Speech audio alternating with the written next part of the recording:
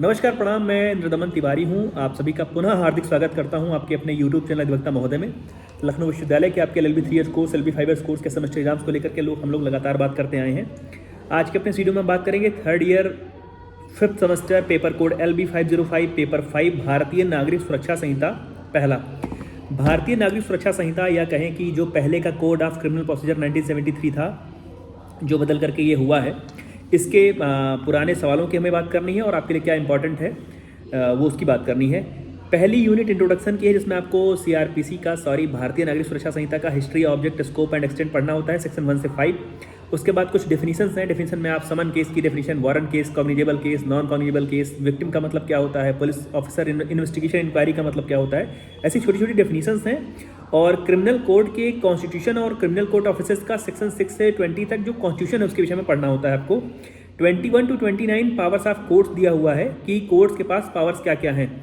Powers of superior officer of police and aid to the magistrate and police, section 30 to 34 आपको दिया, ये पढ़ना होता है, जिसमें 30 से लेकर के 34 तक चीज़ें दी हुई हैं। दूसरी यूनिट प्री ट्रायल प्रोसीजर की है, ट्रायल यानी विचारण शुरू होने के पहले की है। और इसमें जब आप पढ़ते हैं तो अरेस्ट ऑफ पर्सन आपको पढ़ना होता है 35 to 62 तक। और अरेस्ट ऑफ पर्सन जब आप पढ़ रहे हैं तो उसमें आप arrest by private person, arrest bye magistrate, arrest without warrant, खूब कायदे से पढ़ करके आइएगा। अरेस्ट विदाउट वारंट खूब पूछा जाने वाला सवाल है। उसके बाद समन्स के थ्रू कैसे अपीयरेंस आपकी कंपेल की जाती है, कैसे आपको आने के लिए, उपस्थित होने के लिए बुलावा भेजा जाता है। समन हो गया, वारंट हो गया, और एक तो व्यक्ति को बुलाने के लिए, और अगर कोई वस्तु वांछित है, कोई वस्तु अगर आना उसको, उसकी आवश्यकता है मजिस्ट्रेट को कि वो सामने आवे, तो कैसे किसी वस्तु को बुलाया जाता है, मीन्स मंगवाया जाता है। उसके बाद है कि सर्च वारंट में मिसलेनियस इंक्लूडिंग सीजर, फिर सीजर, अटैचमेंट और फोरफीचर ऑफ प्रॉपर्टी 94 से 124 तक। अब मान लीजिए कोई संपत्ति ऐसी है जिसको, प्रॉपर्टी ऐसी है या कोई वस्तु ऐसी है जिसको सर्च वारंट के दौरान उसको देखा गया कि ये भाई ठीक चीज़ नहीं है, तो उसको कैसे सीज करते हैं, या कैसे उस प्रॉपर्टी को अटैच करते हैं, या कैसे उस प्रॉपर्टी को फॉरफीट करते हैं, मीन्स जब्त करते हैं। उसके बाद आपके लिए एक जरूरी चीज़ FIR है 173 से 196 तक, जिसमें पुलिस को इन्फॉर्मेशन कैसे दी जाती है और उनके पास क्या पावर है इन्वेस्टिगेशन करने के। 173 से 196 तक आपको पढ़ना होता है। तीसरी यूनिट इंक्वायरीज प्रोसीजर की है, जिसमें आपको क्रिमिनल कोड के इंक्वायरीज के विषय में, ट्रायल्स के विषय में 197 से लेकर के 209 तक पढ़ना होता है। क्रिमिनल कोड के द्वारा की जाने वाली इंक्वायरी, ये बात हमेशा याद रखिएगा कि इंक्वायरी हमेशा मजिस्ट्रेट के द्वारा की जाती है, और जो इन्वेस्टिगेशन है वो हमेशा पुलिस अधिकारी के द्वारा किया जाता है for the collection of evidence. Inquiry magistrate के द्वारा इसलिए की जाती है ताकि देखा जाए प्राइमा फेसाई केस बन रहा है कि नहीं बन रहा है, और अगर बन रहा है तो फिर आगे की जानकारी लेने के लिए कौन सी ऐसी कंडीशंस हैं जो रिक्विजिट हैं, जो आवश्यक हैं फॉर इनिशिएशन ऑफ प्रोसीडिंग, ये भी आपके लिए ज़रूरी है। तो यहाँ पर आपको देखना है कि condition requisite for initiation of proceeding 210 से 222 तक। उसके बाद 223 से 226 तक कंप्लेंट टू मजिस्ट्रेट, मजिस्ट्रेट के पास जो कंप्लेंट केसेस परिवाद के द्वारा होते हैं वो आपको समझना है। 227 से 233 तक commencement of proceeding before magistrate है, मजिस्ट्रेट के सामने जो प्रोसीडिंग की कमेंसमेंट होगी, शुरुआत होगी, कैसे होगी। चौथी unit public order and alimony की है, जिसमें आपको security for keeping the peace and for good behaviour 125 से 143 तक पढ़ना होता है कि कैसे आपके सदव्यवहार के लिए और आप शांति रखेंगे, परिशांति कायम रखेंगे, बना के रखेंगे, इसके लिए कैसे आपसे सिक्योरिटी बोले, मुचलका बोले, जमानत बोले ली जाती है। उसके बाद वाइब्स शब्द नहीं इस्तेमाल है, वाइब्स यूज है। वाइब्स चिल्ड्रन एंड पेरेंट्स के लिए 144 से 147 तक जो मेंटेनेंस का उनका मेंटेनेंस, भरण पोषण की जो व्यवस्था है उसका है। और 148 से 167 तक maintenance of public order and tranquillity का है। 168 से 172 तक preventive action of the police का है।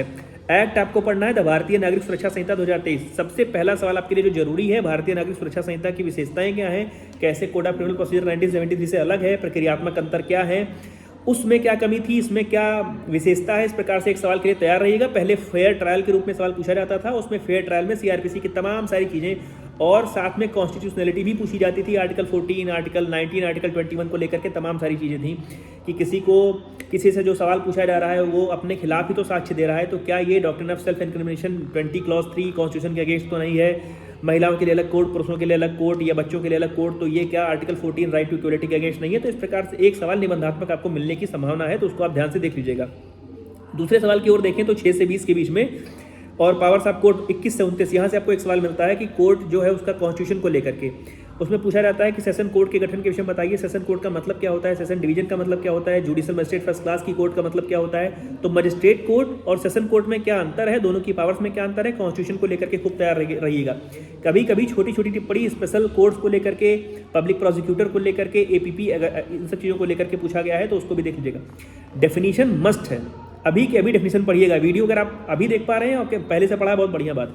समन case, warrant case, cognizable, non cognizable, warrant का मतलब, समन का मतलब खूब कायदे से पढ़िएगा, नहीं तो हमेशा ही जानते रहेंगे कि समन केस का मतलब जिसमें समन आए, वारंट केस का मतलब जिसमें वारंट आए, तो स्पष्ट होना बहुत जरूरी है। आगे बढ़े तो अरेस्ट आपके लिए जरूरी है। 35 से 62 के बीच में अरेस्ट का मतलब क्या होता है, अरेस्ट के प्रावधान क्या है, जो व्यक्ति अरेस्ट कर रहा है उसके ऊपर ड्यूटीज़ क्या है, जो व्यक्ति अरेस्ट हो रहा है उसके पास राइट्स क्या हैं, और इसके साथ में arrest by private person, arrest by magistrate और अरेस्ट विदाउट वारंट। अरेस्ट इतना बड़ा टॉपिक है, उसको सब चीज़ों को कायदे से देख लीजिएगा। उसके बाद आगे बढ़े तो search, warrant, seizure, attachment, forfeiture वाला जो आपका सेक्शन है 94 से 124, किस स्थिति में सर्च वारंट जारी होगा, किस स्थिति में वस्तु सीज होगी, क्या सर्च वारंट और सीजर साथ में हो सकता है, या बिना वारंट के सर्च करने अगर जा रहे हैं तो भी क्या सीज कर सकते हैं। फॉरफीचर को समझिएगा कि कब संपत्ति जब्त करना का उसको कहते हैं, इन सब चीज़ों को देख लीजिएगा। एफआईआर से आपको एक सवाल मिलता है, एफआईआर का मतलब क्या होता है, फर्स्ट इन्फॉर्मेशन रिपोर्ट से आप समझते क्या हैं, क्या किसी व्यक्ति के विरुद्ध की गई एक एफआईआर दर्ज की गई, जो प्रथम सूचना रिपोर्ट है वो एक कंक्लूसिव साक्ष्य है कि उसने अपराध किया है।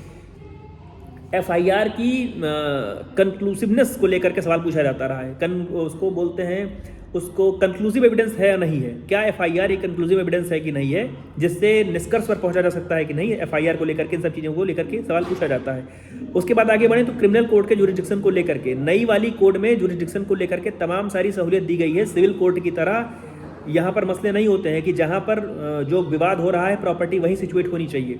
क्या अगर कोई मामला, कोई हत्या इलाहाबाद में हो रही है, अभियुक्त पकड़ा जा रहा है नेपाल में, उसे लाया जा रहा है बिहार में, तो और जिसकी हत्या हुई है उसका परिवार लखनऊ का है, तो क्या वो लखनऊ में मुकदमा दर्ज कर सकता है कि नहीं, ऐसा करके आपको एक इलस्ट्रेशन बेस्ड सवाल भी पूछा जा सकता है।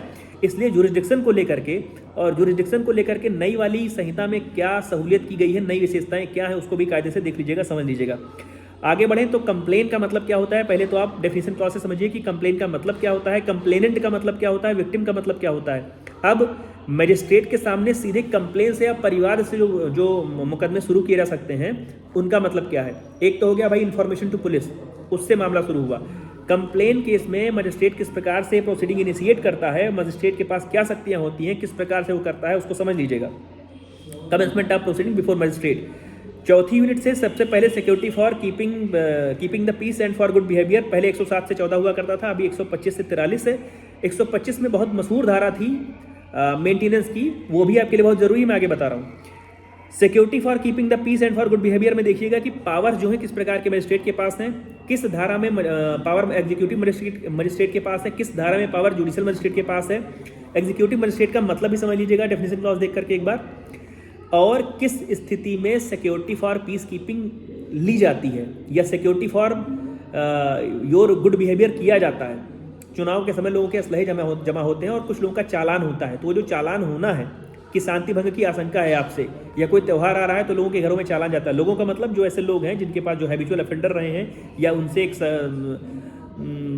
शासन में एक भय रहता है कि इनकी वजह से कुछ दिक्कतें हो सकती हैं, परेशानी हो सकती हैं। उसके बाद maintenance of public order and tranquillity है, preventive action of the police है। इनमें से 2 टॉपिक आपको करना ही करना है, तो चौथी यूनिट से आप security for keeping the peace and good behaviour और ऑर्डर फॉर जो 125 की बात कर रहे थे वो चला गया 144 में। Order for maintenance of wifes, maintenance का मतलब क्या होता है, मेंटेनेंस पेंडेंटल लाइट का मतलब क्या होता है, मेंटेनेंस की रकम बढ़ सकती है क्या। वाइफ्स लिखा हुआ है, वाइफ्स शब्द इस्तेमाल है, वाइफ शब्द इस्तेमाल नहीं है, मीन्स पत्नियों का भरण पोषण, चिल्ड्रन बच्चों का भरण पोषण, पेरेंट्स माता पिता का भरण पोषण। तो किस प्रकार से भरण पोषण की जिम्मेदारी है किसी व्यक्ति के ऊपर, वो मेंटेनेंस वाला जो पोर्शन है वो आपके लिए जरूरी है, उसको समझ लीजिएगा। और मैं फिर से कह दे रहा हूँ कि जो भी आप सवाल पढ़ा करिए, बेरेक्ट पढ़ा करिए। अब ये आप कौन से सेमेस्टर में हैं, आप 5वें सेमेस्टर में, अभी 5 सेमेस्टर आपके बचे हुए हैं। मैं 5 सेमेस्टर के लिए बोलूँगा। लोग बार बार पूछते हैं बेरेक्ट कैसे पढ़ा जाए, बेरेक्ट में क्या किया जाए। सबसे जरूरी चीज़ बेरेक्ट में जो आपका इलस्ट्रेशन है, आपको ऊपर की धारा समझ में नहीं आती है, अगर आप 1 से 2 बार इलस्ट्रेशन पढ़ते हैं तो आपके सामने काफ़ी चीज़ें स्पष्ट हो जाती हैं। जो स्थिति है ऊपर जो जटिल सा टिपिकल सा लिखा हुआ है। तो ढेर सारी शुभकामनाएं आपको इस पेपर के लिए। मुझे लगता है आखिरी पेपर है, तो अगर आखिरी पेपर होगा तो अगले सेमेस्टर मिलते हैं, नहीं तो कुछ भी नया होगा, ताजा होगा, आपकी समझ लेकर के मैं सदैव की भांति उपस्थित रहूंगा। तब तक जुड़े रहिए मेरे साथ, अन्य लोगों को भी जोड़िए। ढेर सारी शुभकामनाएं आप सभी को आपके पेपर के लिए। सादर प्रणाम।